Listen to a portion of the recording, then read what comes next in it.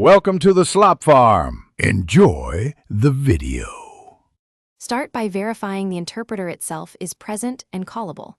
Run Python version or Py version in command, prompt, or terminal to check the installed version. If those commands fail, inspect the path environment variable for the Python install directory. On Windows, look for C, /users /yourname /appdata /local /programs /python 310 or similar.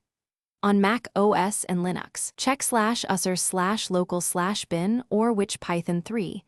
Confirm you have the correct architecture, like Python 3, 1064-bit, matching your OS and libraries. If Python commands still fail on Windows, reinstall Python and enable Add Python to path in the installer.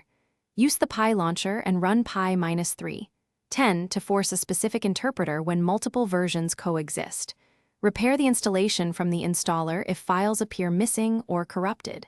Fix Py file associations by right-clicking Files, choosing Open With, and selecting the correct Python. Exe path. If the Microsoft Store installed Python unexpectedly, uninstall that copy and install the official Python. Org package for reliable behavior. On Mac OS, prefer brew install Python or use the Python 3 binary in /usr/local/bin and update your shell path. On Linux, install Python with apt, dnf, or pacman, then verify with Python 3 version to confirm the active interpreter. Use Python 3 mvenv to create isolated environments and avoid system conflicts.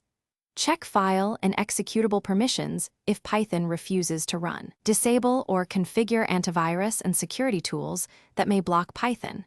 Exe or Python 3 binaries. Run the interpreter directly in terminal. Thanks for watching. Consider subscribing if we helped you today.